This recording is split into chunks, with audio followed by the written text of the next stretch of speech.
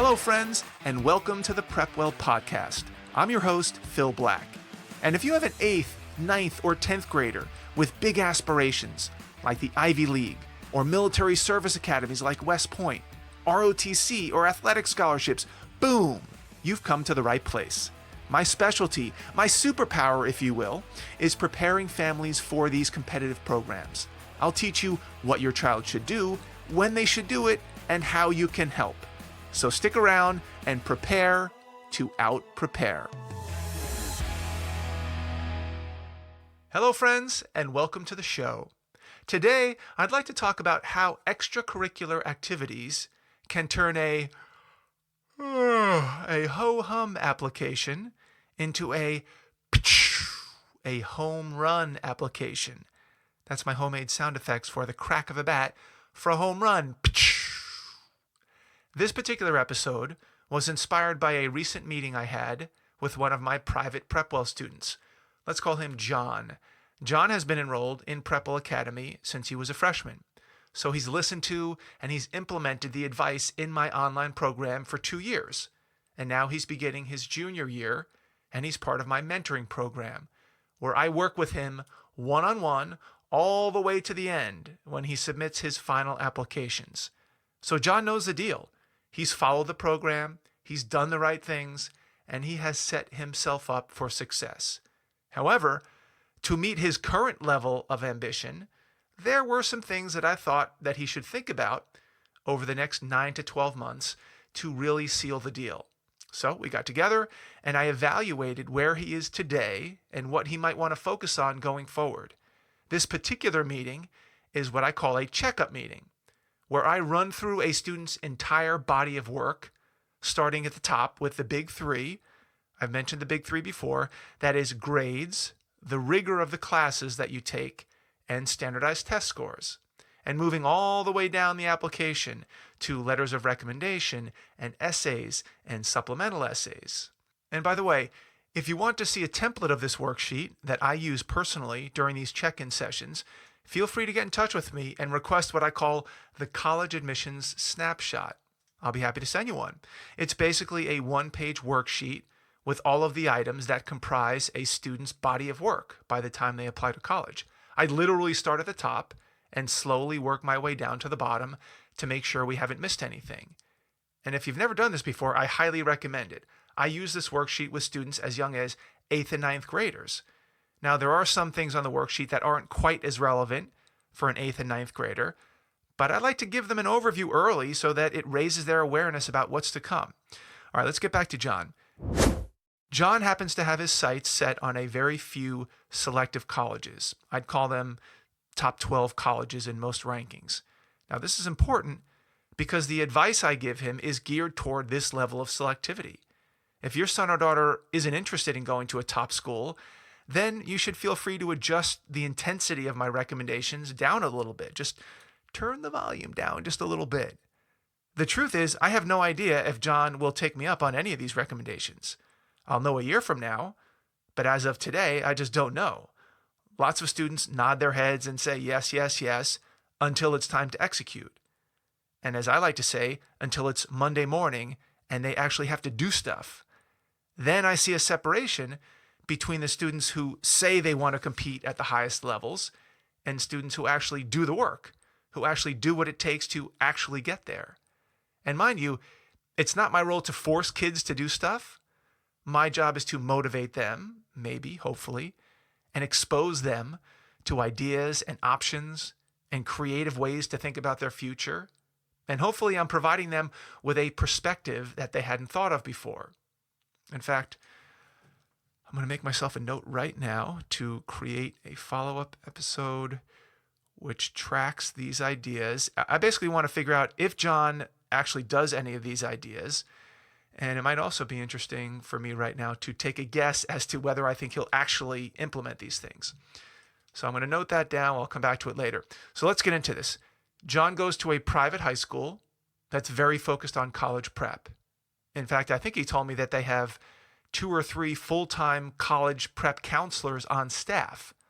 But as I think you'll see, I will be giving very specific advice that most high school guidance counselors and even college prep specialists in high school may not have the time to provide to these students.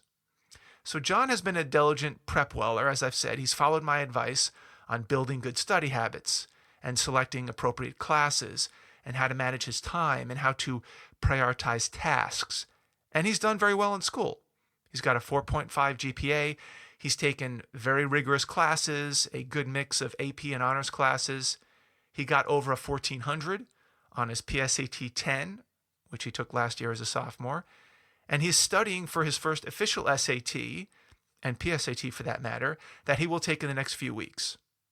Boom. John has done all the right things so far. He's taken challenging classes. He's gotten good grades. He's projecting to do well on the PSAT and the SAT. And he's taking them early enough so he'll have plenty of time to recover and take another one if necessary. Remember, these components are what I call the big three: the GPA, the rigor of the classes, the test scores. John has crushed the big three. There's not much more he could have done with respect to these three metrics. But now remember, friends, for those of you who are playing at home, doing well on the big three is a given at highly selective schools. You're not going to get any extra credit for these types of numbers. You're not going to get merit aid. You're not going to get money. You're not going to get anything. Every viable candidate that applies typically has a strong GPA, good classes, good SAT score, and ACT score. This is simply the price you have to pay just to crack the door open. It doesn't mean that John's getting in, not by a long shot. It just means that John has cracked the door open and he's peeking inside. So what else does John need to do to get through that admissions door? Well, the very next thing on the worksheet after the big three, and assuming you make it through the filter, as I call it, is called extracurricular activities. We've talked about this before. They're known as ECs. This is what separates the men from the boys, the women from the girls.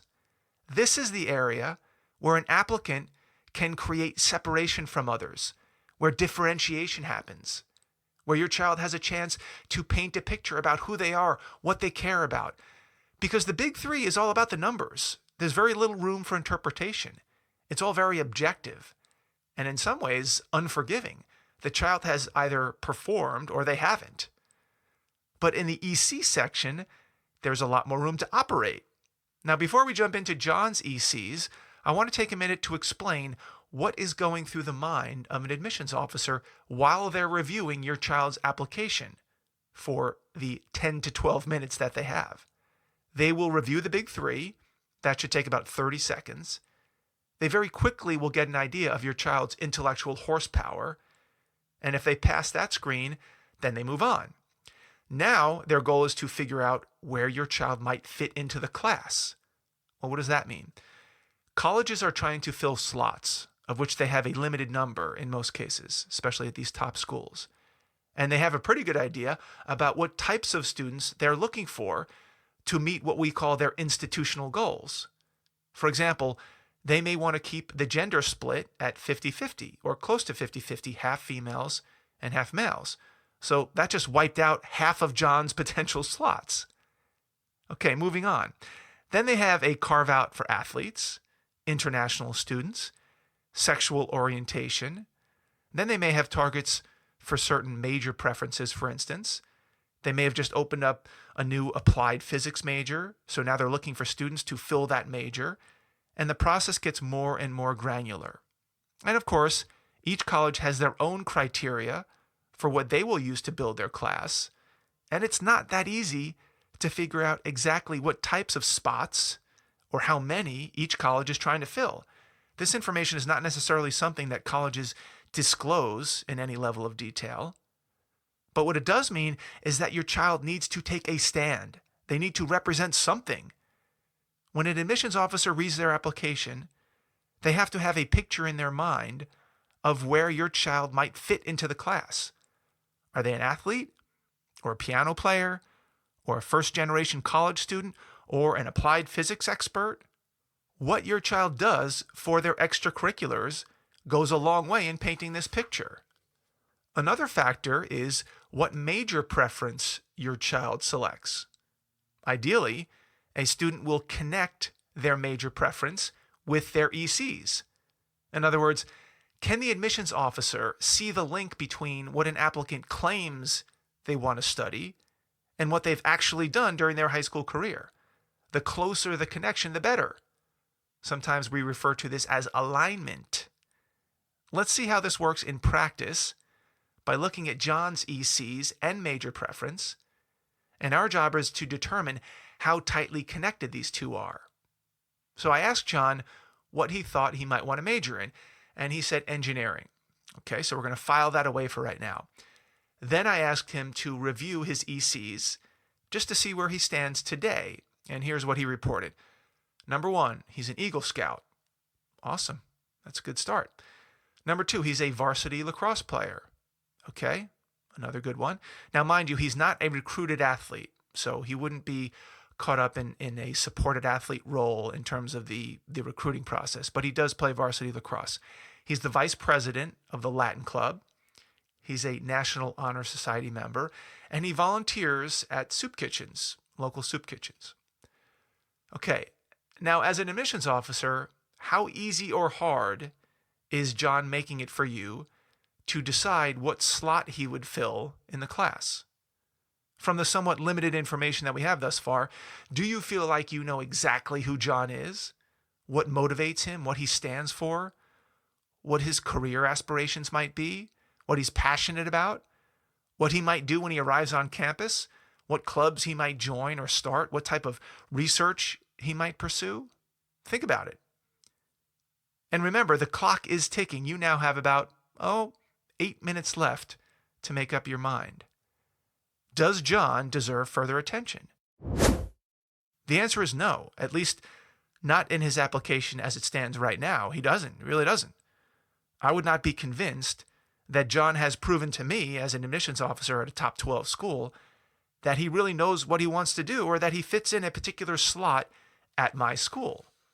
Now, if this was your son, I could see you getting a little bent out of shape because you know how hard John worked to get those grades and that SAT score and the commitment required to become an Eagle Scout and a varsity lacrosse player, and you've witnessed the sacrifice and the late nights.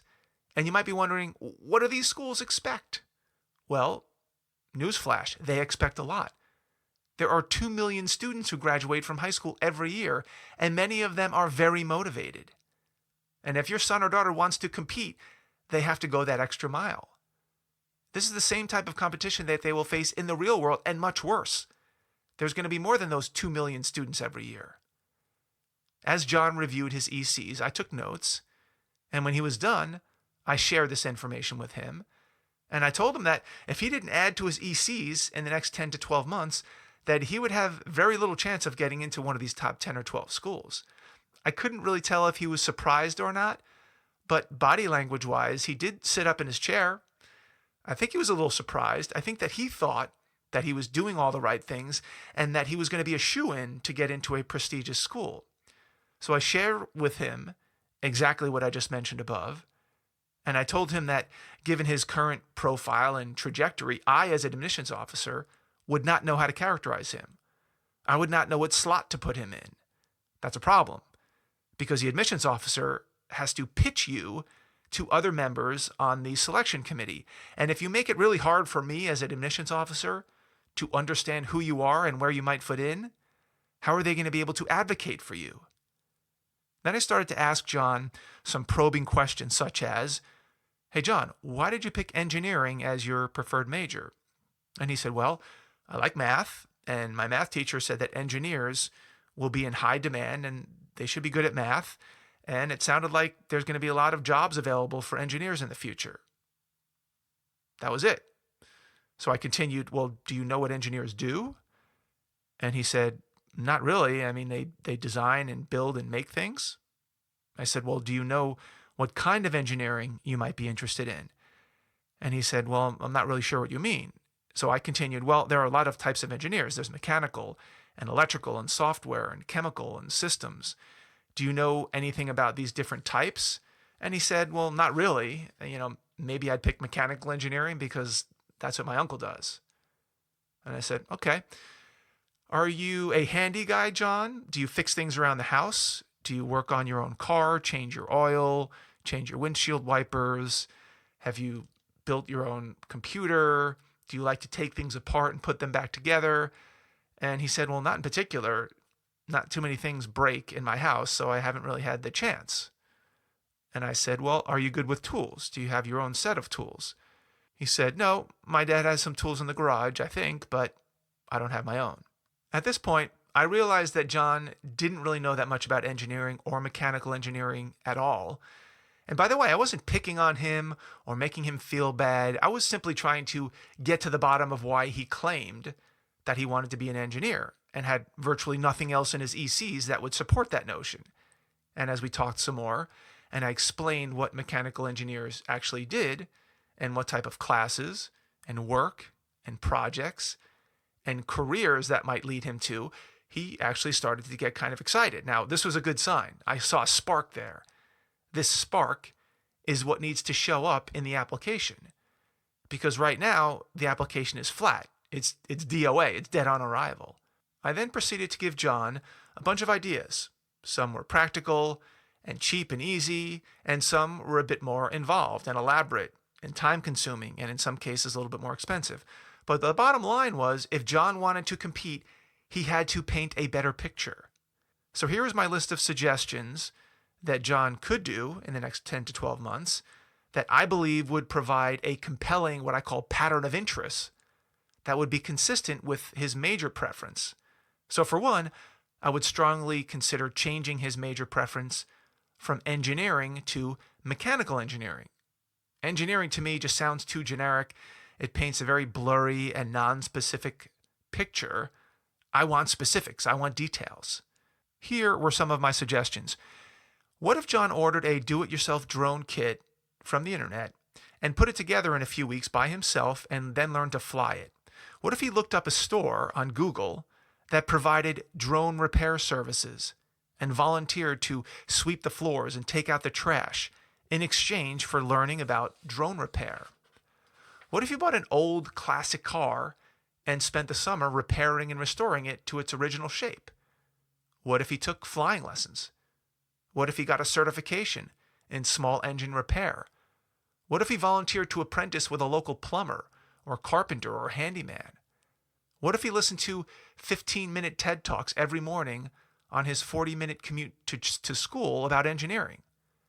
What if he started going to garage sales and estate sales and picking up used tools to build his own tool set? What if he asked his parents if they knew anyone who worked at an engineering firm so that he could propose working as an intern or at least set up an informational interview? What if he took an online course in mechanical engineering? What if he completed every Khan Academy module related to engineering? What if he started a drone club at school or a mechanical engineering club at school? What if he joined the robotics club? What if he went to the dump and picked out, 10 to 12 small items that he could take apart and see their inner workings? What if he went to Google and typed in projects for budding mechanical engineers? What if he emailed a professor of mechanical engineering at a local college and asked to have lunch with him or her to discuss their work? What if he searched YouTube for free mechanical engineering tutorials? What if he built something from scratch? What if he spent his lunchtime at school working in the metal shop or the auto repair bay? What if he dusted off his old bike in the garage and converted it to an electric bike? I think you get the point here. I'm just making things up. I could go on and on and on. Now just imagine if John took me up on any of these ideas. How much better his ECs would look. How much ammunition he would have when writing his essays and supplemental essays and in interviews. How much more focused would he look? If you were an admissions officer and you saw a handful of the ECs that I just mentioned, would you have a clearer picture about what slot John might fill?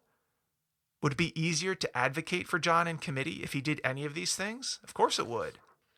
These activities paint a very clear picture about what John is interested in and where he would fit in the class. This doesn't mean, however, that he will automatically get into any school he wants. But if a school is looking for someone with a passion for mechanical engineering, he'd be a great candidate. If John chooses to take my advice, he is guaranteed to learn a lot along the way.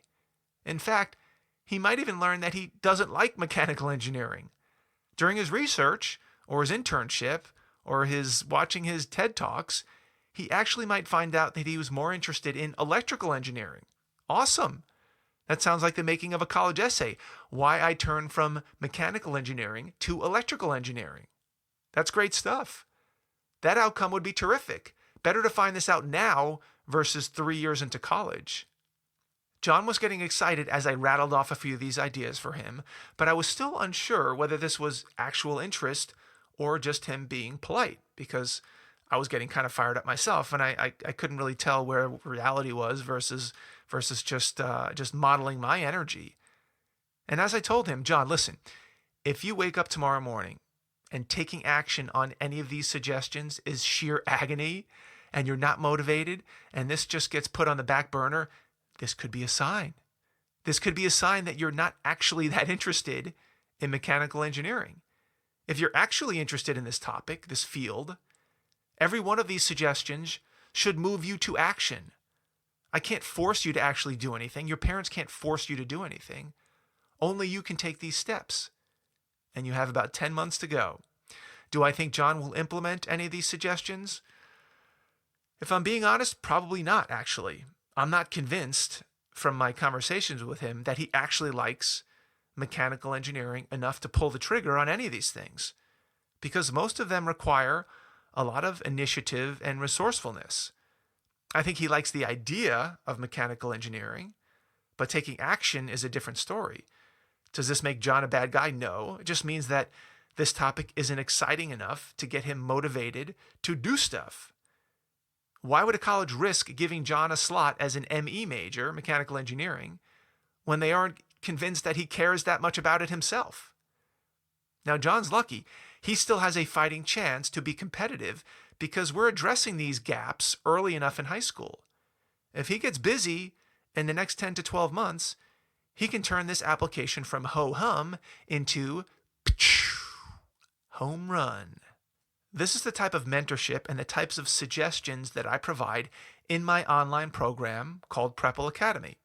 And while the advice that I provide can't be quite as tailored and specific as it was with John, because he's a private student of mine and I spend a lot of time with him, it's still well worth the investment in order to set your child up for success and to dig out some of these issues. Now, I want you to imagine if John had started thinking about all this stuff in the middle of junior year, or even senior year, when most students do, if they do it at all.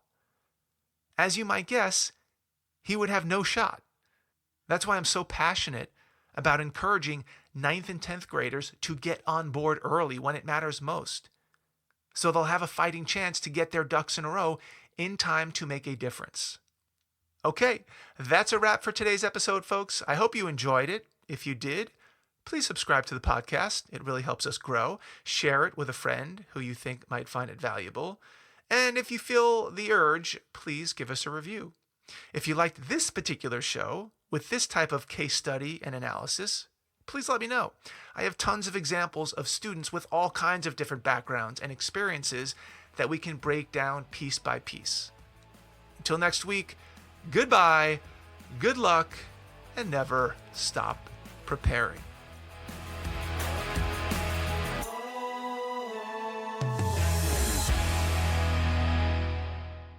This podcast is brought to you by PrepWell Academy.